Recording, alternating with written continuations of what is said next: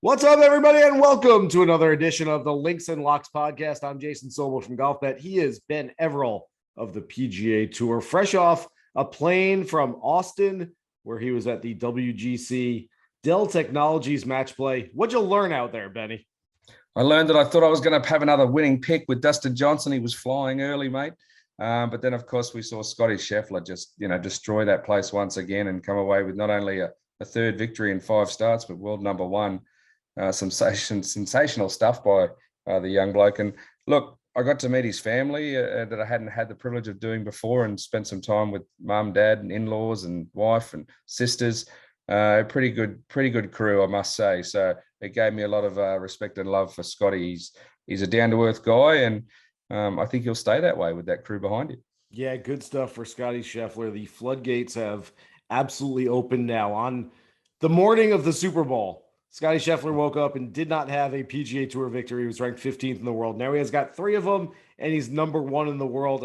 Sorry about that DJ pick, Benny. And I'm really sorry because he looked so enthused during that consolation match. He just wanted nothing but to come in 3rd place and to lose to Corey Connors. I know how much that's got to be hurting him going into this week, but at least he's got a week off. He will not be playing at the Valero Texas Open, but we do have some big names in the field. Among them, Rory McIlroy, Jordan Spieth, who's the defending champion, Hideki Matsuyama, Bryson DeChambeau, both sort of making, we'll call them rehab starts, or sort of mini rehab starts this week. Abraham Ancer in his hometown this week. A lot of different places we can go. Let's get it kicked off with our bets for the Valero Texas Open. We're playing 18 holes, making 18 bets, as we always do. Benny, you're first off the tee. I'm going to throw a wild one straight at you. Hot off the presses from Monday qualifying, a long shot for this tournament, a guy that I know pretty well. Aaron Baddeley has just got through on Monday qualifying, Wow. 4-time PGA Tour winner. And I think that he's the type that could surprise for Monday qualifying. Of course, it was in 2019 that Corey Connors won this event from Monday qualifying, the last to do so on the PGA Tour. I think Aaron Baddeley is something to have a look at your 40s, your 20s, and whatever markets. He's definitely a high quality player who may not have had as many starts in recent times because of his status, but I feel like he's the one that could surprise at long odds. You mentioned it there, that golden ticket to the proverbial chocolate factory is that last golden ticket is still available this week. If somebody wins who is not already in the Masters field, they will get in. Corey Connors, the last to do it 3 years ago. And you're right, that was a literal rags to riches story. I mean, that was going from the Monday qualifier to all the way to Augusta by Sunday evening, and that would be very cool if Aaron Baddeley can do the same thing. All right, hole number 2. I've got 2 players over my first 2 picks that I'm just going to say I'm sprinkling everywhere. So the first of those 2 players, Sahith Theegala. All right. Look, this kid is so good. We're not going to find him at 75 to 1 outright in this type of field for very much longer. I don't know that he's going to be the next Scotty Scheffler, the next Sam Burns. What I do know is that he's going to have a similar progression over the next 12 to 24 months. He's going to be very good. I don't want to put expectations on him like he's going to be number 1 in the world by 2024. Who knows? I don't know. But I do think he's going to be much better in 2 years than he is right now. He's going to be much more accomplished. I want to jump on that before he gets there rather than afterwards. I think there's a nice price on him. Again, not the greatest field in the world the week before the Masters. So I've got Theegala outright, top 5, top 10, top 20, sprinkle them all over the place. Yeah, I love that, mate. Look, he is one of those guys that will at some stage be saying he has the chance to get to, the top 10 in under the age of 25, et cetera, et cetera, just like we have with all these other guys. It will happen, as you said, unless something drastic changes, which I don't see happening. All right, I'll go to hole 3, mate. Look, we know that the Masters is next week. So becomes a little bit of a tough week here in terms of picking a victory. Look, the defending champion is Jordan Spieth, a great player, a major winner. But before him, the winners of this tournament have pretty much been your not A-level type quality, if you will. Mm-hmm. A lot of this is because while there are stars in these fields, they have their mind on next week. They have their thoughts ahead. And if they're just off a little bit mentally or just not quite putting their all in, they can easily be beaten by the depth of talent we have. So with that being said, when I look at a grouping that has Rory McIlroy, Jordan Spieth, Corey Connors, Hideki Matsuyama, And the outsider of this group is Abraham Ancer. Yeah. I like Abraham Ancer plus 450 in that grouping because I feel like that group I cannot trust will all be there ready to rumble for 4 straight days and have their absolute A game, all week. They could win. They've got the talent. They could win maybe with their B game, B plus game. But I think that Ancer as the long shot there represents some good value. Connors, I love at this event. I love what he did, finishing third at the match play, except I think that might have taken a little bit out of him. So he's one that I'm keeping I'm a little bit cautious on while everyone else is pushing him. Okay. Well, I'm going to hold off on the other guy that I'm sprinkling around for the next play, but on hole number 4, I'm going to go with another play that I had, except I think I'm going to lose this one. I'm going to go with what you just said and tail it, because I have written down Abraham Ancer for a top 5 at plus 550. Now you have Abraham Ancer to beat 4 other players at plus 450. It seems to me, just doing some math, that seems to make a whole lot more sense to take him to beat 4 players at plus 450 than to beat, 140 other players at plus 550. So I'm going to jump off mine and jump on yours. I think that's a really good play, Benny. Love it. All right. So where am I now? The 5th hole. 5th hole. All right, 5th hole. I guess I'll give you my top 5 bet for the week. The guy I think who will be thereabouts. He has some absolute value in the outright market as well. I think this is one that you could look at across the board, and that's Maverick McNealy, another young talent that we think that has more ahead, has higher things to come, and it's 700 plus 700 for that top 5, 35 to 1 I think to win the tournament. Now Mav was in great form last week. Actually, the last guy into the match play didn't lose a match, two wins and a tie, had to go into a playoff, which he then lost and was unable to move on. He's the only player that had that sort of record and didn't advance. So he's actually in some decent form, feeling good about what he did there in Texas last week. Mav McNealy, I think, can have a massive week. He's the type that could push towards a victory on Sunday.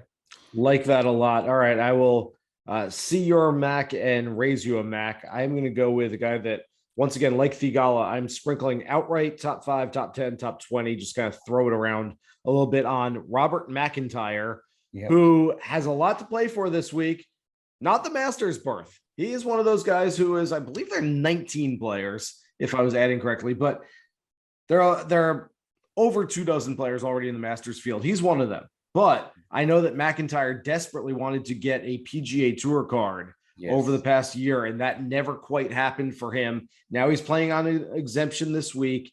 He can get in with a win, and he knows that. He's a really good player. He's a potential top 10 in the world type of player. If the wind blows, guess what? I'll always take a Scotsman in some blowing wind. So I'm going to sprinkle around on MacIntyre. He's plus 4,000 outright this week.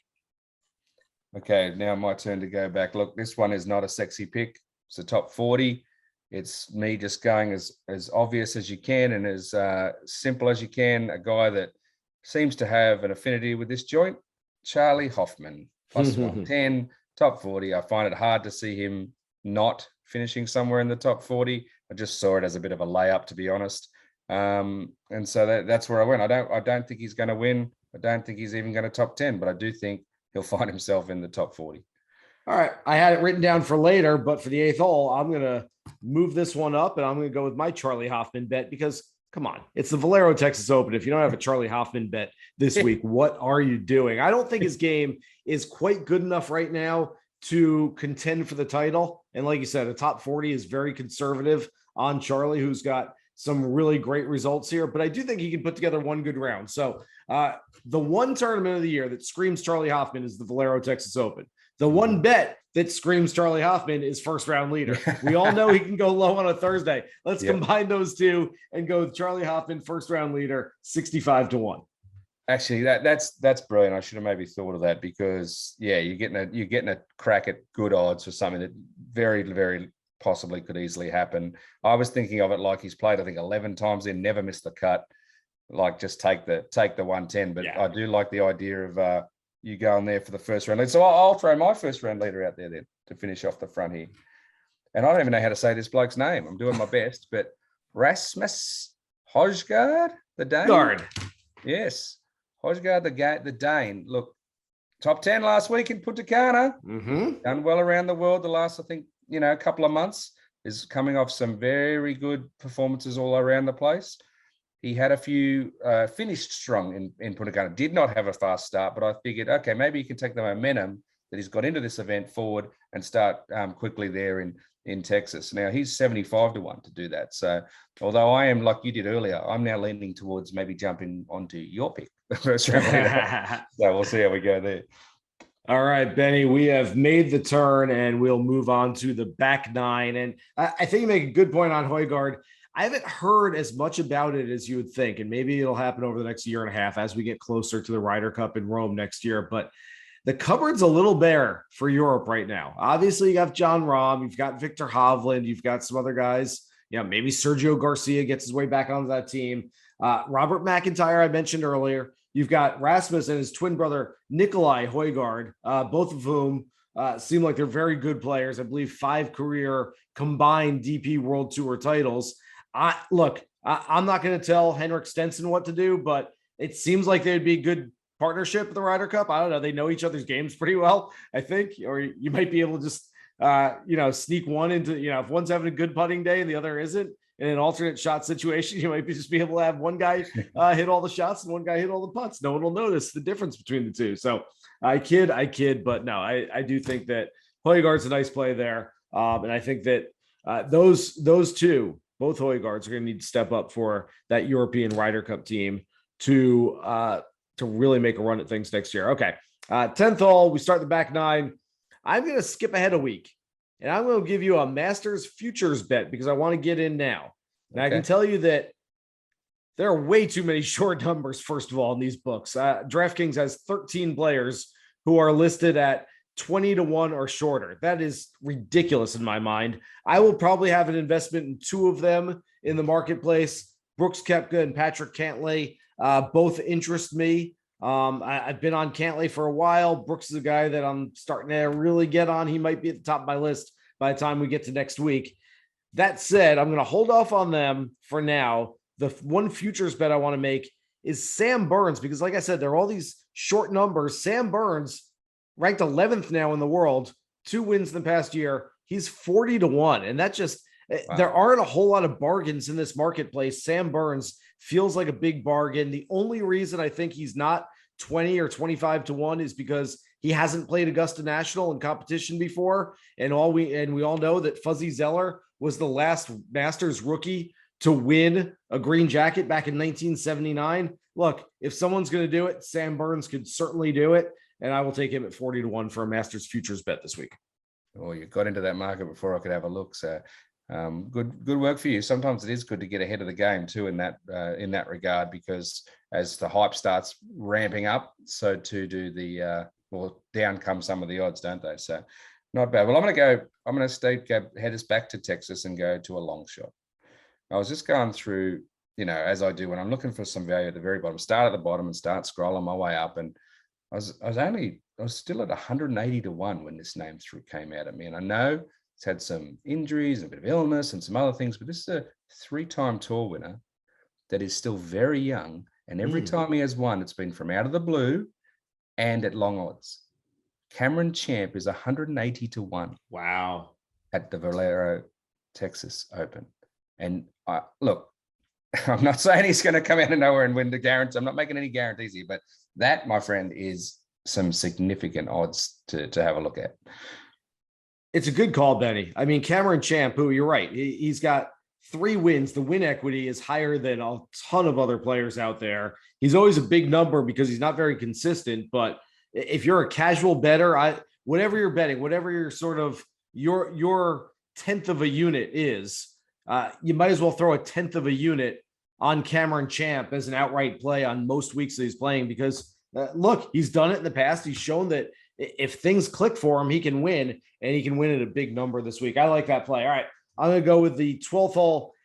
Matt Kuchar is no longer the ball striker that he once was, but he's second on the PGA Tour in strokes gained around the greens. I think these greens at the Oaks course at TPC San Antonio, especially if the wind's blowing, you're going to miss some of these greens. You're going to have to get up and down. Top 10 might be pushing a little bit for Matt Kuchar, but he was 16th in his last start at the Valspar. He was top 20 in 5 of his last 9 starts, I believe, at this event. So he's definitely got some value here. I do like Matt Kuchar a little bit this week. Well, yeah, the old school Cooch. All right, he missed the match play that he was usually pretty good at, but that's okay. I don't mind that. Just quickly again on Cam Champ. I did some math on this recently. He is a player that if you had bet $100 just outright on every start he'd ever had on the PGA Tour, you'd be over 20K in front. Wow. So there you go. Ooh. All right. That might be enough to get me to throw a little on Cam Champ this week. All right. So top 20, I'm bringing it in now. I'm going to go, my last 3 are going to bring in as we come into my sort of real contenders. And look, again, I'm actually finding guys at value this week. I've sort of, as I said earlier, pushed past the big names at the top, pushed past most of the guys that may be thinking about that Masters or that trip down Magnolia Lane. And so my top 20 pick at $550, brilliant value. Anirban Lahiri off the back of his Players Championship result is still $550 for a top 20. I think that is really good value because clearly he had something going there at TPC Sawgrass. I feel like he can ride that momentum and it certainly has the value if he's going to do something well. I like that a lot. Lahiri played really well, a top 10 finish at this event a year ago. So There's definitely some value in taking him there. All right, 14th hole, I'll give you my top 20. I've got a couple of names written down. I will give you my favorite one, my preferred one.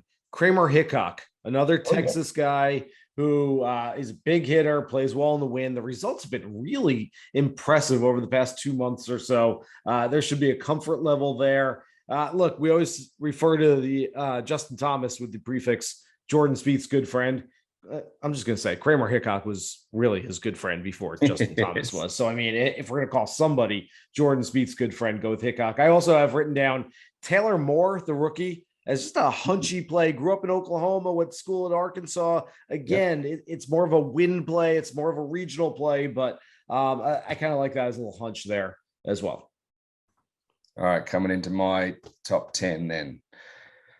Now, we talked earlier about Corey Connors, the Canadian who's won this event before. Yep. I'm going to jump off that Canadian onto another. I did this a few weeks ago, and he almost came through for me there, somewhat in Tampa, previous champion there. Adam Hadwin. Still 2 top 10s, and he's coming off 2 top 10s, so I should say, before the match play in the Players and Valspar. He's $350 to be top 10 here. He I believe was in the top 25 at Valero last year. I just think there's something trending about his game. And he's in that level of not the A+ guys, but that sort of B, the guy that speaks to me as when you look at the list of champions here, now they've got some gravitas, but at the time they weren't quite as big as they are now. And I feel like he fits that bill. And I could see Hadwin having a big week. Very, very possible. Okay. 16th hole. You mentioned Corey Connors there. I went looking for a matchup, and this one just jumped off the page to me. Corey Connors just played 7 matches in 5 days. Mm-hmm. I know he's a young guy, he's in shape, he's a great ball striker. He's just got to be wiped.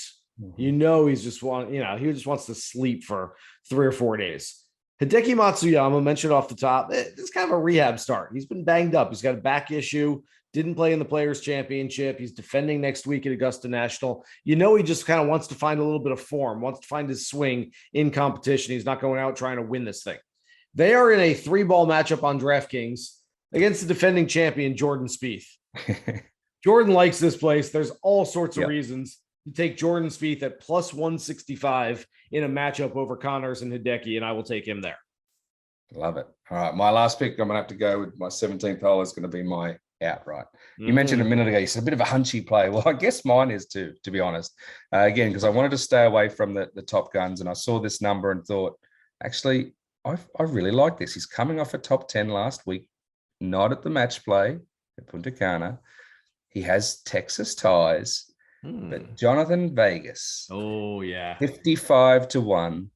Starting to trend. He's been shown some bits and pieces, a little inconsistent form across the season so far, but he's always been the type that could come out of nowhere, could put 4 rounds together. And look, I just have had this feeling that he's going to push his way into the President's Cup team at the end of the year. I said the same about Neiman early in this year when I said that he was going to do something big this year and get on that team. That very week he went out and won at the Genesis. I have this feeling about Vegas as well. He's going to find his way in the team. Connors was the other one. He's basically done that last week.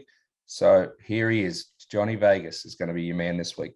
I will have a little piece of that action as well this week. Johnny Vegas is a guy that we talk about all the time. He looks the part of a top 20 player in the world. And I will say that when he went on his heater last year, and Benny, we all like a heater in Vegas. When he went on a heater last year, he got hot for a while. He's a momentum player. He's a guy that when you see him misses a couple of cuts in a row, he's got a couple of 50th place finishes, you stay away. When he starts playing well, and he had a 4th place finish last week, that's when you jump on him. So I think this is really good timing. All right, for my favorite outright, I will tell you that I was working on this Sunday afternoon as my usual practices. I sit there and watch the final round of that week's event and start previewing and researching the next event. And so I haven't seen the odds yet. All I know is I've done some research and I see that Chris Kirk has 3 top 15 finishes in his last 4 starts. He's got 4 top 15s in his last 6 starts at this event. The perfect intersection of form and course history. And yet when the odds come out on Monday morning, in some books, he's as low as 25-1. You're killing me, odds makers. What are you doing here? Come on. Chris Kirk hasn't won in 6, 7, 8 years. And you're making him that low at this event this week. Shop around. You can find him at least 40-1 in a few places. So I suggest looking for those bigger numbers. I hate that some of the books have him so short this week. I thought he might be a little popular. Apparently he's really popular this week, but I still like Chris Kirk. I'm still jumping on him, Betty. Man, I actually love it. Chris Kirk was one of the first guys I circled here and wrote him down. As soon as I went in and looked at the numbers, that's what took me off. And that's why I responded when you did make that call. I had him circled the whole time, but I just couldn't bring myself to feel like I was getting ripped off with the value there. But you know what? It doesn't matter if whatever, a win is a win, right? Whatever you got on, if he gets up, he gets up. So if you can find that value, it absolutely is a great play for this week. Again, fits that mold, as I said, of a champion at Valero that's, in that next level down, has done something great or will do something great, or, that sort of thing. I feel like he fits that perfectly. I love it. You like mine. I like yours. Let's do a little boxed exacta or something like that on Vegas and Kirk to finish 1-2 this week in a playoff. Get into a playoff and we'll be rolling in it come Sunday. Thanks to everybody out there for listening. Hope you enjoyed this edition of the Links and Locks podcast. Remember, you can find us anywhere you find your favorite podcast. Download, subscribe, rate, and listen every week to myself and Ben Everill. Good luck with all your bets for this week's Valero Texas Open. Here's hoping you hit the green.